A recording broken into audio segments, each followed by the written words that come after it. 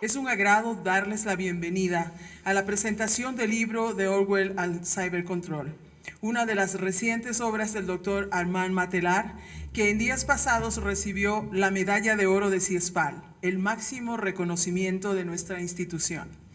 Para analizar esta obra nos acompaña uno de sus autores, el doctor Armand Matelar, el doctor Efendi Maldonado, titular de la Cátedra Economía y Políticas de Comunicación, y el doctor Francisco Sierra Caballero, director general de CIESPAL, quien estará a cargo de esta moderación y a quien tengo el gusto de presentar. Muy buenas tardes, sean bienvenidos todos y todas a este espacio común de comunicadores, a este espacio de la palabra compartida. Es un placer poder presentar el último trabajo de Armand Matelar con André Vitalis. No le he comentado la anécdota que justamente cuando ellos llegaban procedentes de París, me llegaba un libro de André Vitalis con un colega muy querido de la Universidad de Málaga, García Galindo, sobre territorios, comunicación, haciendo un estudio comparativo.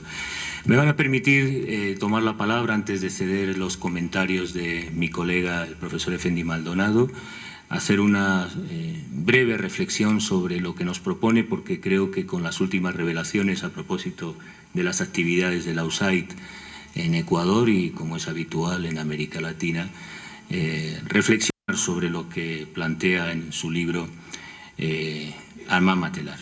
Iniciamos con imaginen una secuencia, un plano cinematográfico en un país en estado de sitio, en el que un guerrillero tupamaro interroga a Phyllis Santore, representante de la Agencia de Desarrollo Internacional de Estados Unidos, secuestrado por la guerrilla.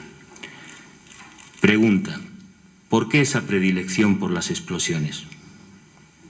Son las armas de los terroristas, hay que aprender a conocerlas.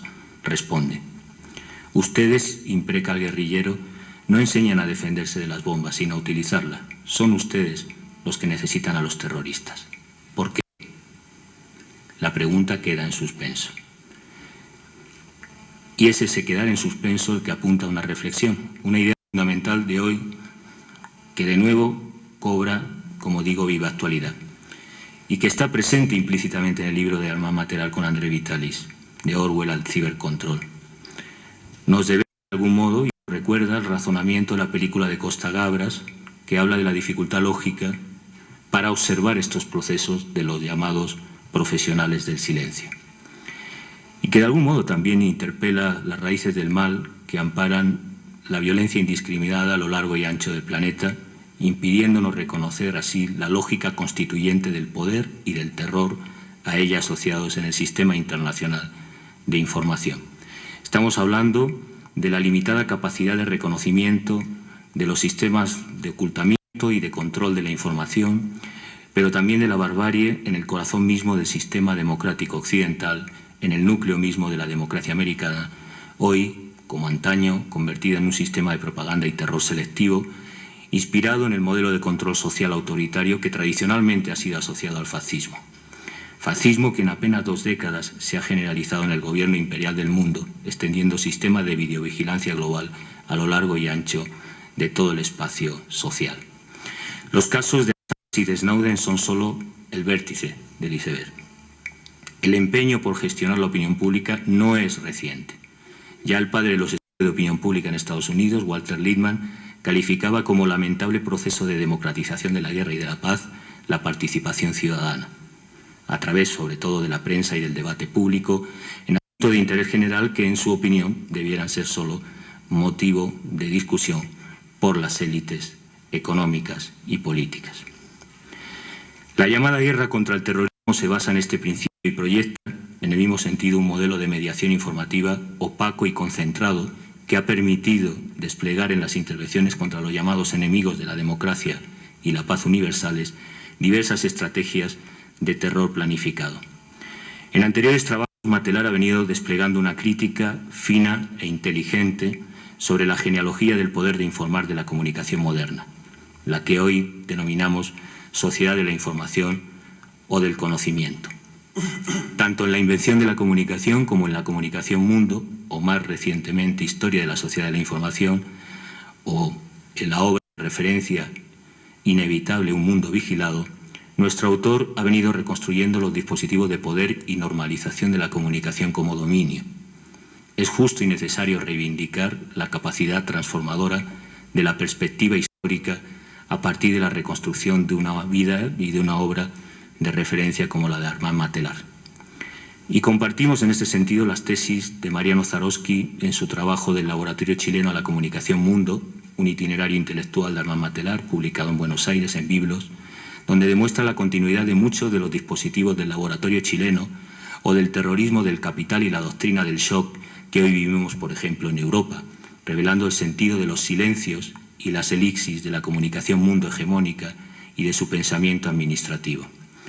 Si alguna de las conclusiones más evidentes de los estudios sobre las formas de hegemonía y control de la comunicación mundial cabe destacar, es justamente la imperiosa necesidad del imperio de imponer y propiciar esta lógica de dominio o seguridad total, colonizando la esfera pública y extendiendo la política de la información de las bellas mentiras como relato único y verdadero de los acontecimientos históricos.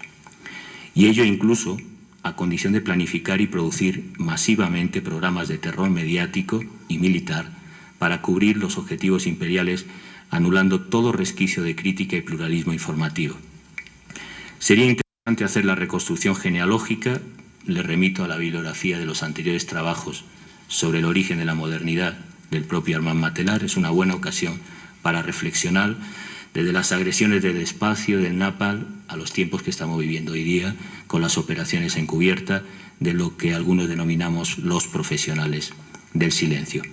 Pero como decía al principio, no estamos en la posguerra fría, tampoco estamos en el contexto aparentemente de la década perdida de los 80, y sin embargo, hay un silenciamiento de la prensa internacional de proyectos muy activos como fueron la Iniciativa Andina o Nuevos Horizontes o el Plan Colombia o lo que está sucediendo en estos momentos en Venezuela, en Ecuador, de manera muy regular en los procesos de intervención y de interceptación de las comunicaciones.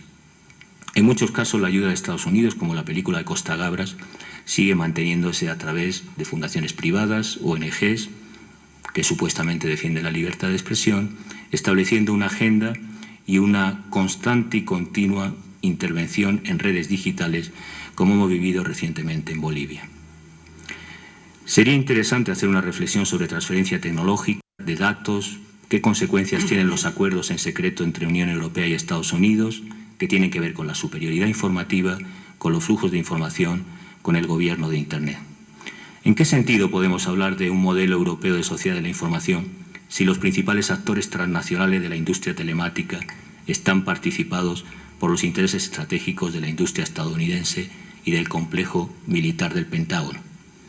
Esto contradice el discurso y las visiones de una esfera pública comunitaria que tan alegremente los burócratas de Bruselas defendieron en la cumbre de Lisboa para una sociedad del conocimiento en la Unión Europea.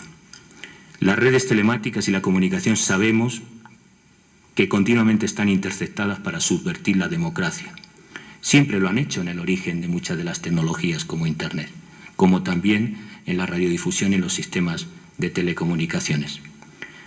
En este contexto es necesario, por tanto, deconstruir el llamado paradigma Echelon, los sistemas de vigilancia y dominio del espacio privado y de los sistemas públicos de comunicación, que no solo están intervenidos por Estados Unidos y sus aliados, sino también, fundamentalmente, por las grandes corporaciones privadas con sede en Estados Unidos del complejo de Silicon Valley.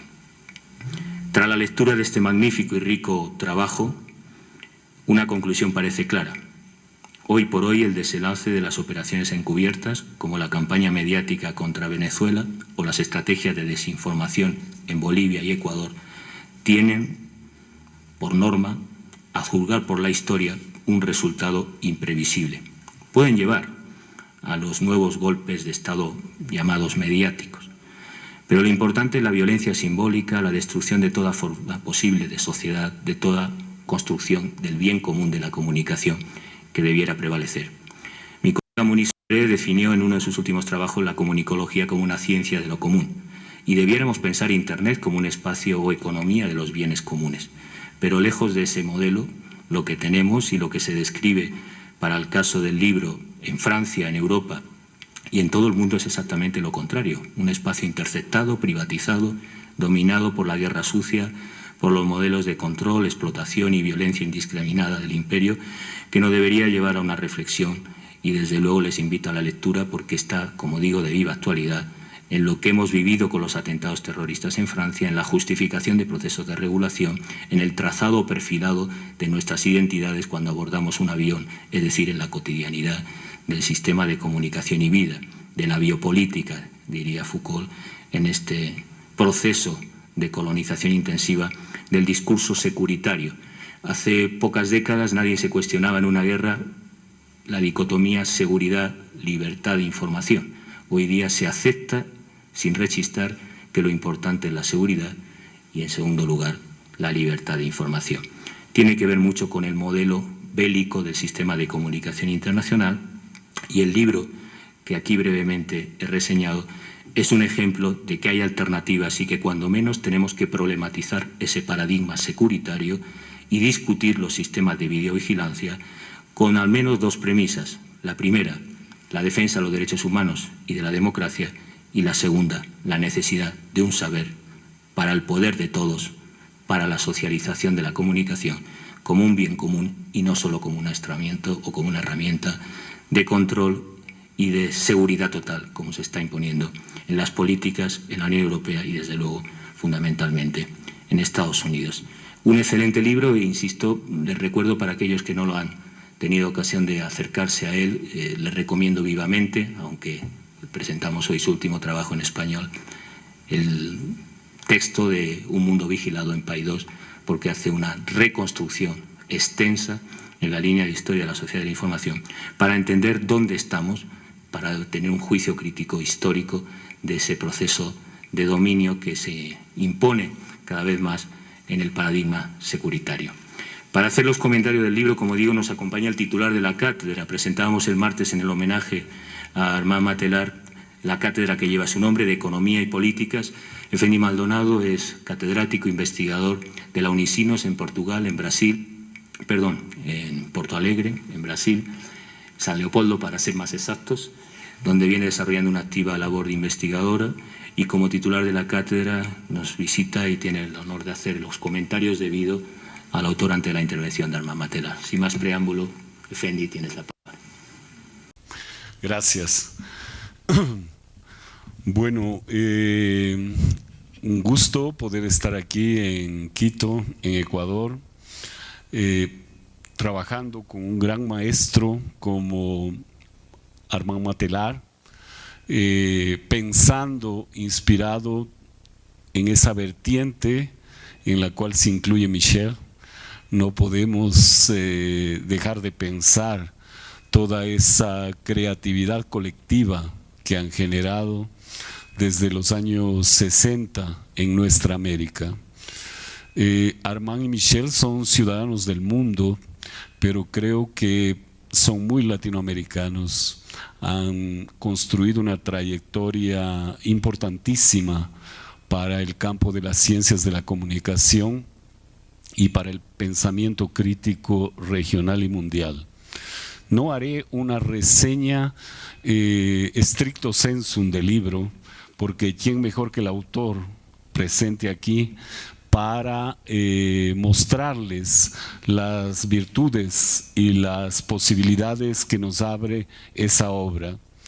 Decir que como uno de mis desafíos de investigación, la vertiente Matelar en este caso tiene una serie de posibilidades que en este último libro recogen continuidades y rupturas.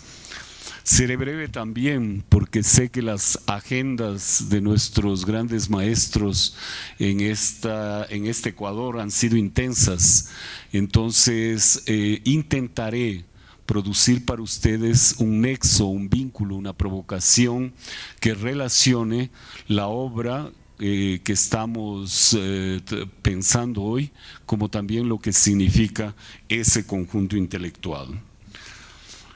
La epistemología histórica trabajada por Matelar de manera magistral en la búsqueda por establecer las etapas históricas pertinentes a cada proceso, ha generado una genealogía de las estrategias, de las ideas, de los conceptos, de las culturas, de las concepciones, de las operaciones, de las tecnologías y de los movimientos de los poderes hegemónicos.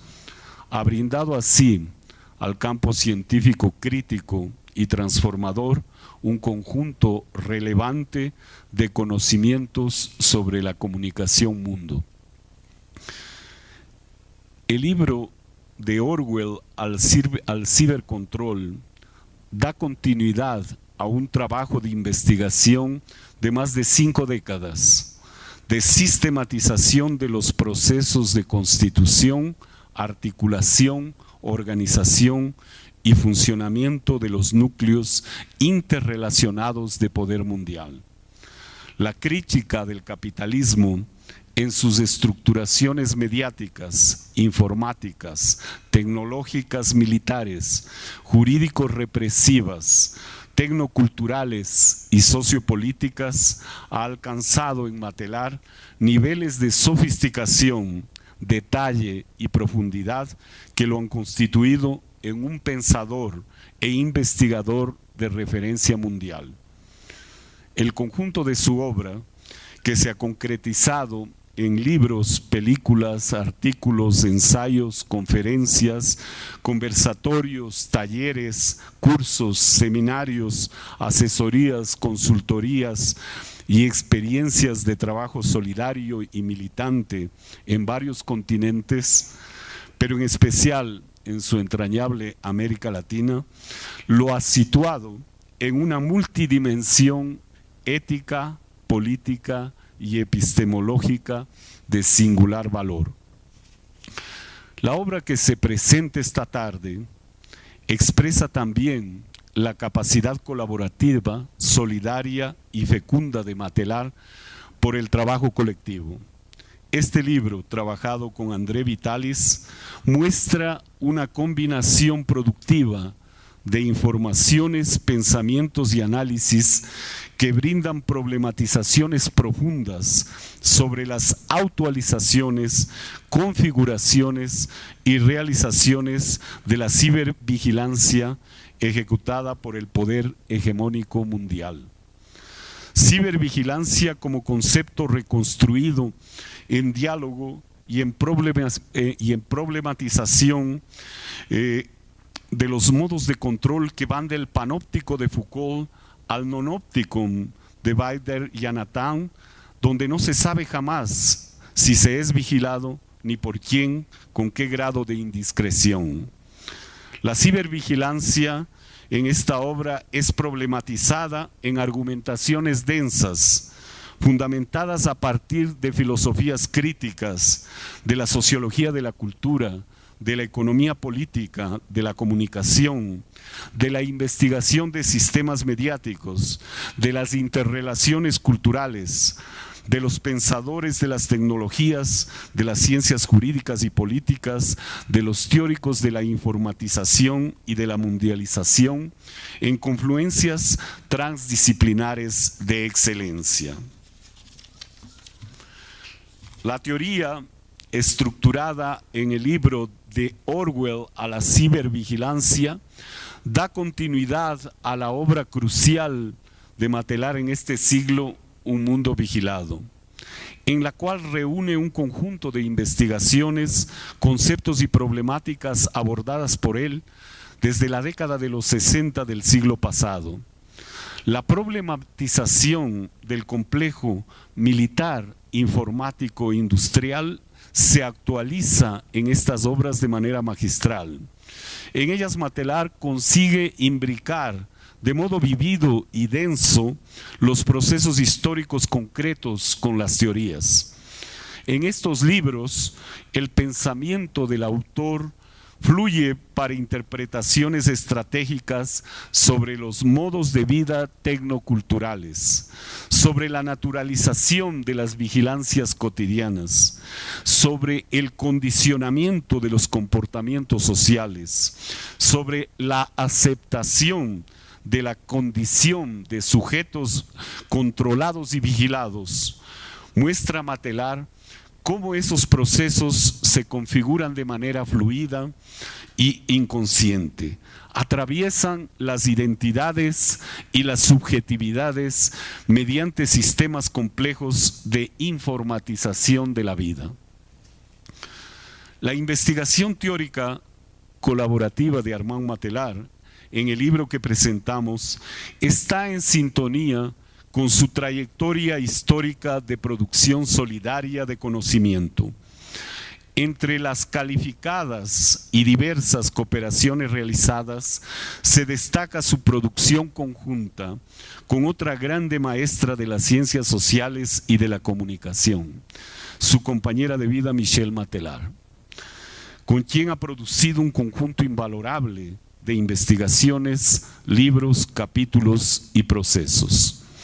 En De Orwell al cibercontrol, Michelle está presente en sus problematizaciones epistemológicas, algunas de ellas generadas por la pareja de manera crucial desde la obra prima Pensar sobre los medios. En el libro actual, Armand actualiza esos conocimientos en los vínculos entre filósofos y pensadores críticos, en la problemática de la informatización. Es así que Deleuze, Ellul, Foucault, Brodel, Breton, Friedman, Gramsci, Habermas, Benjamin, Lefebvre, Mills, Nora Min, entre otros importantes autores, entran en los argumentos con fuerza, interrelacionan conceptos y procesos y generan problemáticas importantes para repensar los problemas de comunicación en términos del control y de la cibervigilancia. En esta última obra, la cooperación investigativa y teórica de Michelle y Armand se actualiza con fuerza en los aspectos relacionados a la cotidianidad, a las identidades culturales y a las subjetividades comunicativas, problemas que han trabajado juntos desde los tempranos años del Chile revolucionario. En De Orwell al cibercontrol muestra fehacientemente las afectaciones sociales, culturales y políticas que los sistemas tecnoculturales, informáticos, mundializados, producen en la vida de las ciudadanas y de los ciudadanos contemporáneos. Esta presentación no es una reseña sistemática de las partes de la obra. ¿Quién mejor que el autor para presentar su libro? Este comentario busca dialogar con aspectos contextuales relevantes para establecer campos de comunicación entre la obra, las trayectorias y los potenciales lectores. Recorta diversos mundos e historias que solo con el estudio cuidadoso y metódico de la extensa e importante obra de Matelar pueden ser debidamente comprendidos. De todos modos, pretende provocar y poner en sintonía aspectos que son suscitadores para nuestros quehaceres investigativos.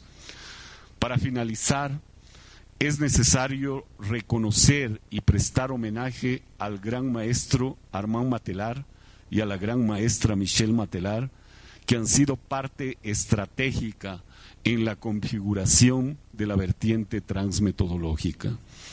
Aprendimos con ellos que la praxis teórica, metodológica, investigativa y epistemológica están en profundo compromiso con la especie humana, con la vida, con el mundo, con el buen vivir.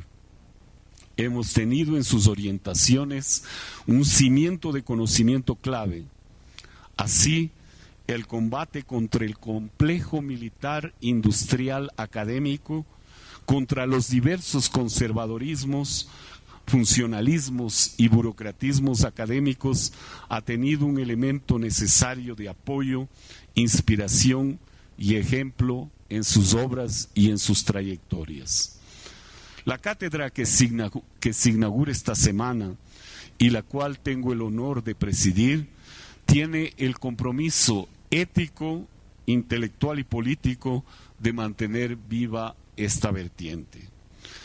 Gracias impercederas, grandes maestros, hermanos latinoamericanos, compañeros. Gracias, Efendi. Y como bien ha dicho, quien mejor puede hablar del libro es quien ha estado durante tanto tiempo escribiendo y pensando, así que sin más preámbulo, Armand, tienes la palabra. Bueno, es realmente muy complicado para un autor de explicar el libro después de estas reseñas que han hecho tan gloriosamente. Bueno, yo quiero... Yo creo que, digamos, voy a tratar de ubicar el libro en mi problemática y en la problemática, digamos, de la cibervigilancia, en los lugares donde he vivido y otros que conozco. Bueno, yo quiero recordar una cosa, que lo que finalmente hizo que me trabaje sobre la cuestión de la vigilancia es finalmente, digamos, dos cosas. Remonta aquí a los años 60 y 70. El primero es el plan Camelot. El plan Camelot, que era un plan del Pentágono que había confiado a universitarios norteamericanos de sondear finalmente cuáles serían las reacciones, de los diferentes sectores de las sociedades latinoamericanas a finalmente la llegada de, la elección de un presidente socialista. ¿Sí? Y también cuál sería la reacción de las Fuerzas Armadas. Para mí fue importante porque hubo una insurrección de parte de los universitarios latinoamericanos, chilenos y latinoamericanos, en contra de esta intromisión de los universitarios, de ciertos universitarios norteamericanos, finalmente al servicio del complejo industrial militar para prever políticas. Fue un momento importante porque fue una toma de conciencia de parte del medio universitario e intelectual chileno de los peligros que representaba finalmente esta forma de espionaje intelectual. Y entonces, como estaba en una facultad de sociología, nosotros empezamos a informarnos sobre lo que significaban este nexo entre el complejo industrial, militar y la universidad. Eso fue importante, eso ya fue a principios de los años, digamos, a fines de los años 60. Y el segundo acontecimiento, digamos, que me llevó a realmente adentrarme en, digamos, las doctrinas de la seguridad, es la llegada en exilio en Chile de los brasileños que finalmente es a través de ellos que empecé a conocer lo que era finalmente el concepto de seguridad nacional como, digamos, un proyecto de sociedad. Y concretamente a través de ellos, digamos, este concepto, tal como la llevó a aplicación el ejército brasileño después del golpe de Estado en 1964. Yo debo mucho a los políticos chilenos, brasileños que se refugiaron en Chile. Me aprendieron realmente la importancia que tenía la doctrina de la seguridad nacional y cómo los brasileños, los militares brasileños, se lo habían apropiado a su realidad y cómo finalmente la aplicaban en una política concreta, incluso una política de construcción de innovaciones tecnológicas. Hay que recordar que Brasil fue determinante en la construcción de un complejo también militar industrial en la época de los años 70 y 80 cerca de Sao Paulo. Y eso fue importante, estos dos elementos fueron importantes. Y el tercer elemento que fue importante para profundizar siempre la cuestión de los sistemas de vigilancia, de espionaje, etc., fue el descubrimiento de los manuales de guerra psicológica que estaba utilizando el ejército chileno en los años 60 y principios 70. Y quizás es muy novedoso, fue muy novedoso en la época. Finalmente me leí todas estas publicaciones que conseguí a través de el hermano de un oficial chileno, y instituí un curso en el Centro de Estudios de la Realidad Nacional de la Católica, donde era investigador, un curso sobre finalmente la guerra psicológica, etc. Y me vinieron estudiantes que decían, pero ¿en qué se mete, profesor? ¿En qué se mete, profesor? Debemos estudiar a Adorno, debemos estudiar a todas las teorías de la comunicación, el funcionalismo, etcétera, criticarles, etcétera. Entonces digo, sí, estoy de acuerdo, pero yo creo que hay una zona oscura que finalmente no conocemos y que forman parte de su realidad también, porque finalmente muchas veces este manual de guerra psicológica ha servido y sigue sirviendo para finalmente para parar, digamos, procesos de rebelión. Estábamos en una época muy determinante. Hay que recordar que era el periodo de la guerra de Vietnam y del momento, digamos, de las insurrecciones a través del mundo. Entonces, digamos, estos temas formaban parte de nuestro acervo de reflexión sobre los sistemas de vigilancia y de control. Bueno, yo traté la vez pasada, digamos, antes de ayer, de mostrar la genealogía de mis investigaciones. Yo empecé a trabajar realmente sobre los sistemas de vigilancia, como lo decía, en 72, porque estos sistemas de vigilancia eran sistemas que se aplicaban, digamos, en contra de la unidad popular. Lo que no se sabe, y me lo aprendió el Mercurio en 1972. En 1972, mientras estaba trabajando sobre los sistemas de vigilancia mundo, apareció en el Mercurio una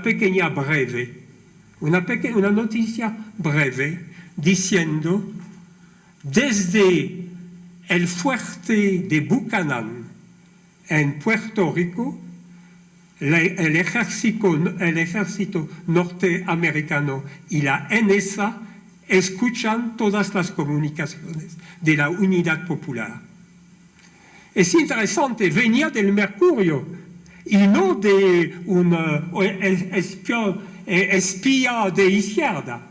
y el Mercurio lo había encontrado en la famosa revista de izquierda y muy crítica del gobierno norteamericana, la revista Ramparts. Entonces, sí, mi camino, y la raíz de mi interés por la cibervigilancia viene de allá. Cuando me expulsaron hacia Francia, encontré otra realidad de la aplicación de la noción de seguridad nacional. En esa época, en Europa, lo que era importante eran los movimientos, movimientos terroristas, como se llamaban, en Italia, en España, y en Francia menos, en Alemania. Y lo que me permitió avanzar en la reflexión sobre la seguridad nacional es finalmente las legislaciones que estaban tomando los países europeos para finalmente enfrentar el enemigo terrorista, como decían. Y en esta época que pude profundizar finalmente las filosofías de excepción al Estado de derecho que aplicaban Europa en la época. Y eso es un libro, me permitió de escribir un libro con Michel, que se llama Comunicación e ideologías de la seguridad. Es un pequeño libro que fue publicado fundamentalmente en español por Anagrama. Y yo estoy contento de este libro todavía hoy, muy contento, a pesar de haber escrito libros mucho más gruesos, etcétera, sobre la cuestión. ¿Por qué era interesante? Porque finalmente había dos trabajos. Había el trabajo de Michel, que estaba en el principio, que era un trabajo que yo encuentro todavía hoy muy original, cómo finalmente la noción, cómo se construye a partir de la crisis una representación de las mujeres,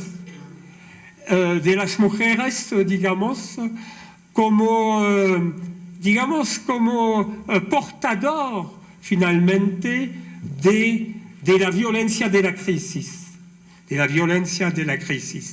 Y lo que es interesante en el artículo de Michel es que finalmente sacaba las lecciones de la utilización para las dictaduras de las mujeres para provocar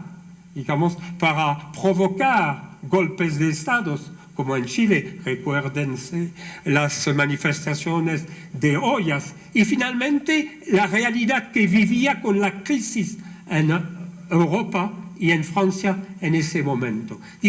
La pasarela entre su vivencia en Chile y su realidad que vivía en Francia en ese momento y en Europa, digamos. El mío era más, vinculado a la interrogación sobre qué representa la ideología de la seguridad hoy en relación a la crisis del capitalismo. Y finalmente yo tejé en esta época todo lo que había aprendido en América Latina con lo que aprendía a partir de la realidad europea confrontada con la lucha en contra del llamado terrorismo.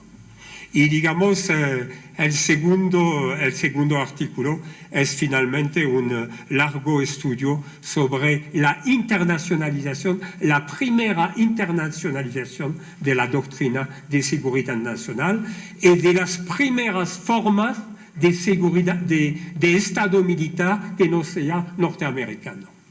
Bien, entonces yo no voy a seguir agregando cosas así desde ese punto de vista, pero yo quiero de todos modos insistir sobre lo que mis compañeros allá han dicho claramente. Digamos que para mí el estudio sobre los sistemas de vigilancia me vino a través de la crítica al concepto de sociedad de la información y sociedad global de la información. Es finalmente, progresivamente, que criticando esta noción de sociedad de información como una noción totalmente tecnocrática, descubrí lo que llamo el lado distópico de la sociedad de la información.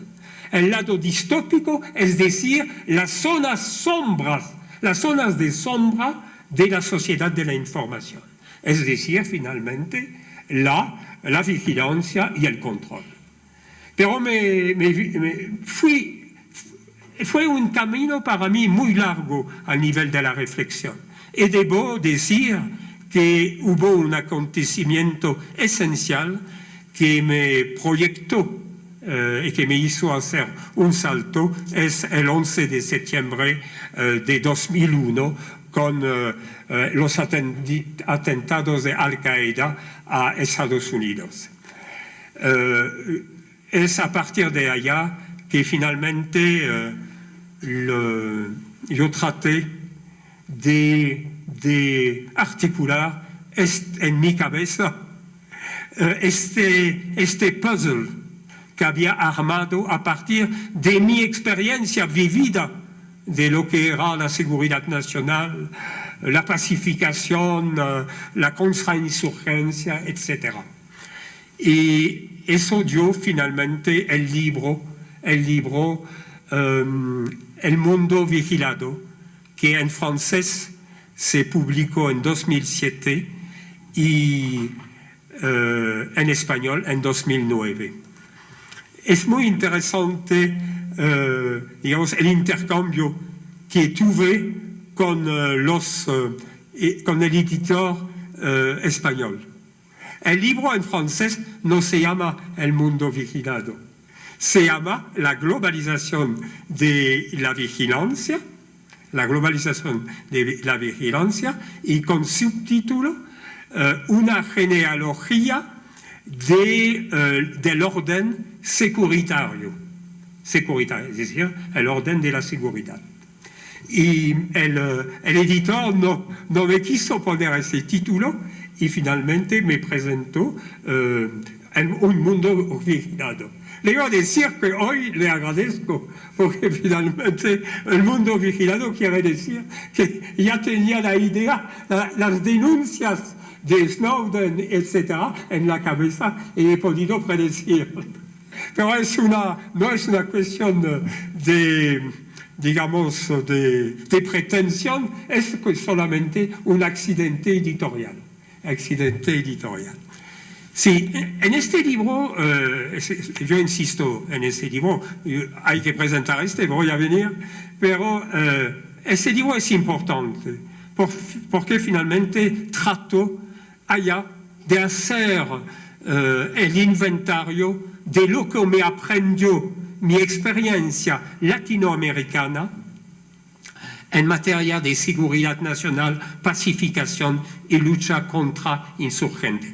De hecho, este libro está compuesto de varias partes. La primera parte es una reflexión Foucaultiana, siguiendo Michel Foucault, sobre finalmente cómo Occidente creó finalmente sistemas de vigilancia como modelos cotidianos.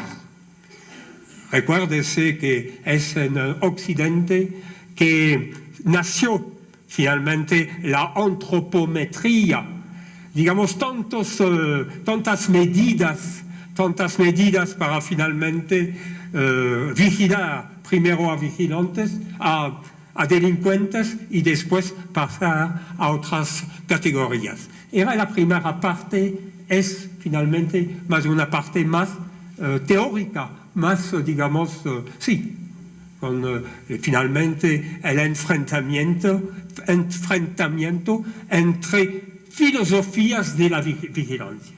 La segunda parte es finalmente la lección que saqué de lo que pude estudiar y ver en la realidad latinoamericana y en otras sociedades donde hubo luchas contrainsurreccionales. Y finalmente es solamente en la tercera parte en que me interrogó sobre el paradigma tecnosecuritario que aparece con el 11 de septiembre de 2001. Ahora yo voy a tratar de presentar el libro, ese libro de Orwell al cibercontrol. Le voy a decir enseguida que el título del libro en francés no es este tampoco. Entonces, yo tengo una historia con mis editores. Esto se graba para el editor. ¿Es el editor? Va a escuchar el editor. Entonces, bueno, le voy a decir que después lo agradezco mucho también. Bueno, no. El título del libro en francés es El perfilado de las poblaciones. Y el subtítulo es la libreta obrera a cibercontrol. La libreta obrera es finalmente lo que deberían llevar los obreros para finalmente no alejarse de su empresa. Y eso es remonta a Napoleón Bonaparte. Pero en América Latina hay otras invenciones. Después vendré sobre eso. Entonces, este libro es el título de Orwell al cibercontrol, es del editor. Discutimos mucho, pero él tenía razón en parte. Pero me sometí rápidamente a lo que me proponía. El problema del perfilado de las poblaciones, incluso en la propia lengua castellana, el concepto de perfilado venía más bien de la policía y a la vez de la industria. Perfil es perfil del acero, etc. Entonces me dijo, no van a entender nada con el perfilado. Pero yo le digo, pero yo tampoco en francés a veces no entendía. Pero mira, si tú miras el inglés, perfiling, ahora está en todos los textos sobre la seguridad en Estados Unidos. Me dice, no, es mejor poner el título de Orwell al cibercontrol. Entonces, yo quería decir dos cosas. Pero no me puso subtítulo tampoco. No me puso subtítulo. Y yo quiero decir dos cosas. Después de haber escrito el que voy a llamar ahora el mundo vigilado, de haber escrito ese libro, yo me pregunté, debido al desarrollo de los acontecimientos y debido también al hecho de que el modelo norteamericano de control a través de la conexión de todas las redes estaba avanzando, yo me dije, la investigación sobre el mundo vigilado, digamos, necesita un complemento. No solamente un anexo, ni un complemento.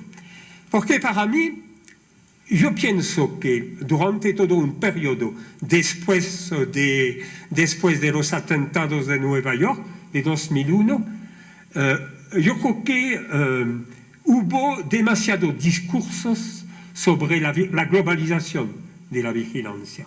La globalización de la vigilancia, la vigilancia como fenómeno global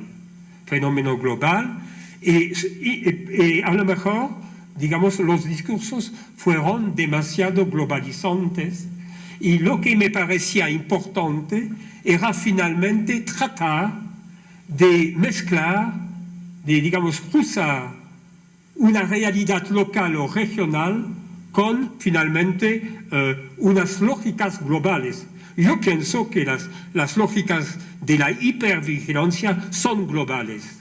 Eso no renuncio a esta idea y a este postulado, pero pienso también que la gran dificultad es introducir un debate y una discusión sobre cómo estas lógicas globales de la vigilancia, de la hipervigilancia, finalmente se negocia, se articula en cada realidad nacional y regional.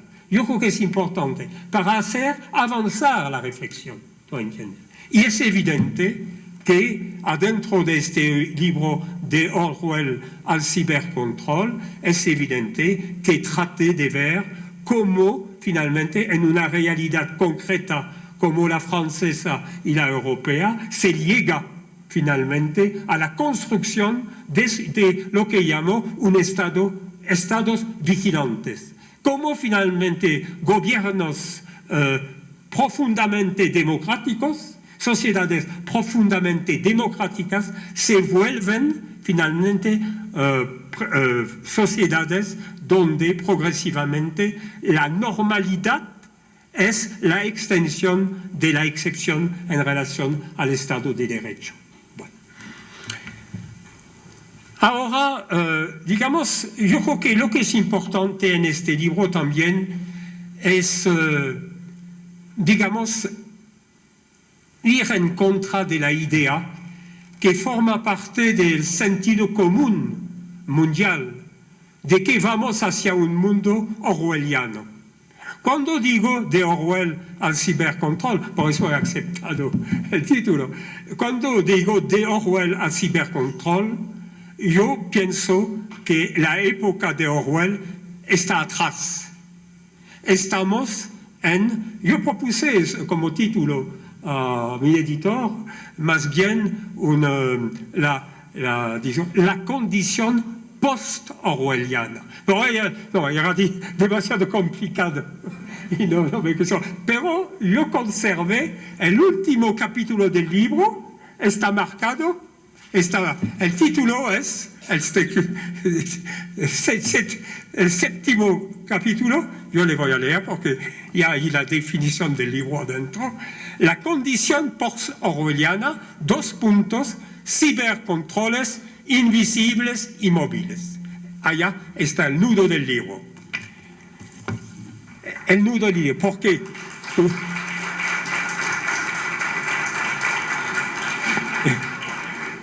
Sí, ¿por qué está el nudo del libro? Yo voy a recordar para estar seguro, digamos, de hacerme entender bien. Yo,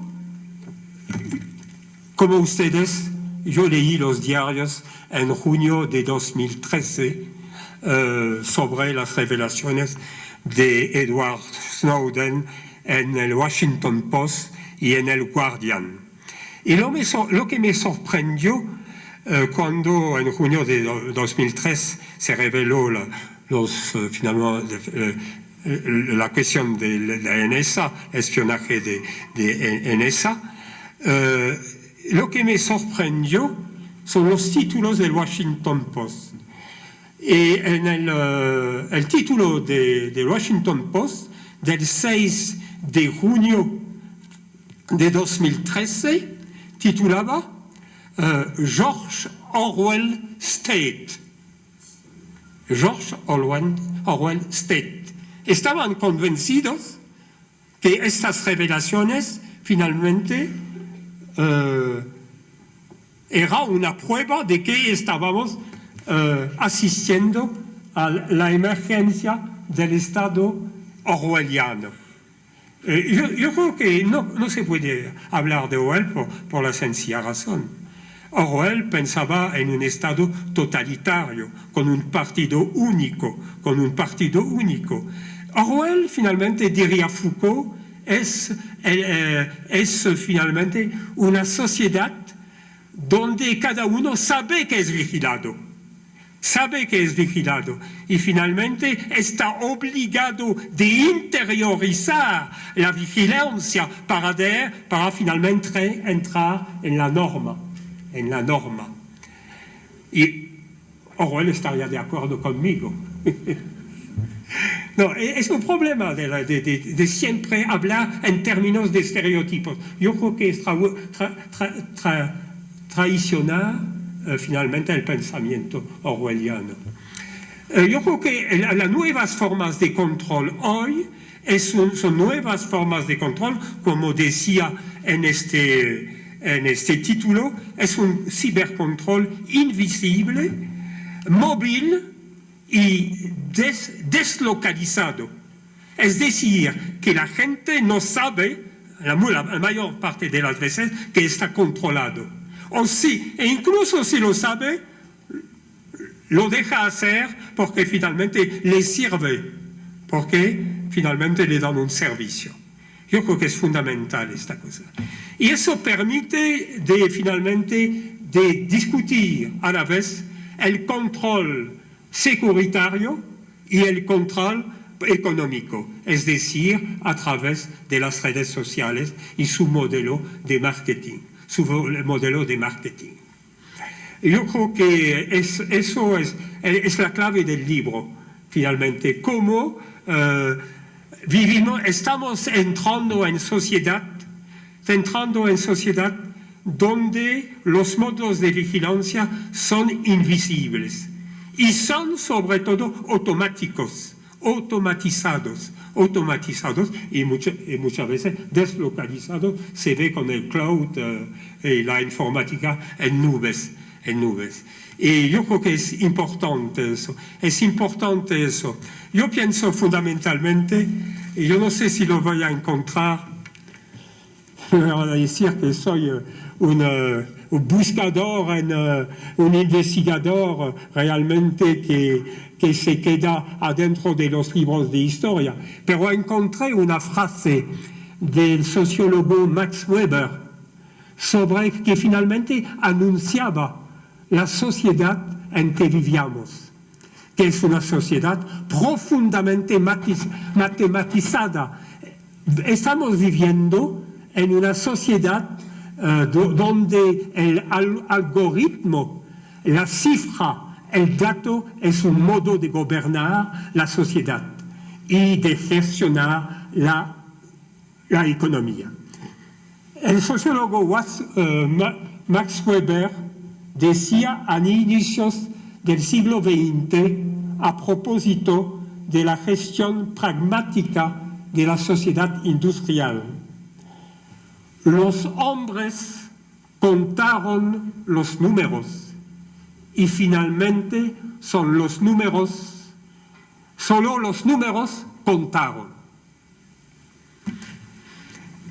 Es interesante porque hay muchos libros que están apareciendo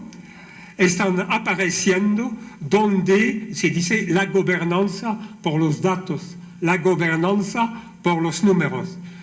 ¿Qué son estos números? ¿Qué son estos datos? Los que se captan e explotan a partir finalmente de las tecnologías de control y de vigilancia. Yo pienso fundamentalmente cuando uno mira estos sistemas de vigilancia que muy bien denunciados por Snowden, Assange, etc.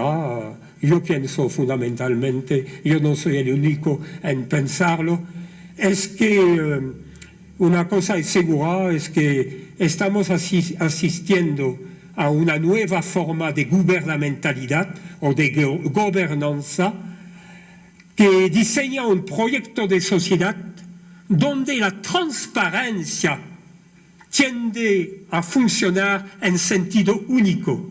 Las maquinarias del poder se desenvuelven más y más en la opacidad, mientras los ciudadanos y las ciudadanas, cuantificadas o cuantificados, gracias a las instrucciones en su vida privada, aparecen cada vez más transparentes. Yo creo que es importante de decir eso, porque finalmente la lucha, de todos modos, está al nivel tanto de las políticas de austeridad securitaria como al nivel del modelo productivista y consumista del capitalismo neoliberal. Yo estoy totalmente de acuerdo con ustedes de que las nuevas tecnologías nos permiten rebelarnos en ciertas partes, en Medio Oriente, en Egipto, etc.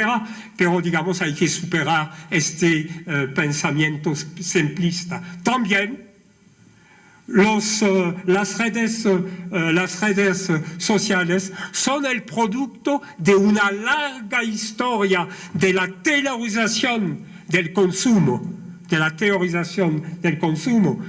¿Quiénes empezaron a finalmente seguir las huellas de los consumidores? La industria del marketing y de la publicidad en la entreguerra 2030, donde se forma todo el zócalo de la industria publicitaria. Bien, yo voy a agregar una última cosa y después yo prefiero dejarles las palabras a mis amigos y a la sala. Yo quiero insistir sobre una cosa. En la reflexión sobre la evolución de las sociedades, nunca hay que decir entramos en una sociedad y abandonamos todo lo que hay antes. Yo cuando digo que estamos llegando después de otros, estamos entrando en una sociedad gestionada gracias a los datos y las cifras, yo no quiero decir que finalmente no siguen aplicándose o vigente, digamos, otros modos de vigilancia y otros modos de control. Yo creo que hoy es importante decirlo, porque una gran parte de la humanidad sigue viviendo bajo regímenes disciplinarios, Sí, porque si usted mira lo que pasa hoy con los refugiados en todas partes del mundo, es evidente que ellos siguen viviendo bajo, digamos, la amenaza de las barreras, de las fronteras disciplinarias, porque las fronteras les están cerradas. Antes, el régimen que viene antes de la gubernamentalidad actual era precisamente una sucesión de lugares de encerramiento. Pero los lugares de encerramiento hoy siguen vigentes, incluso si el capitalismo se reivindica de la fluidez de los flujos. Bueno, yo termino aquí por el momento para no dejarme transportar en otros terrenos y podemos, digamos, intercambiar.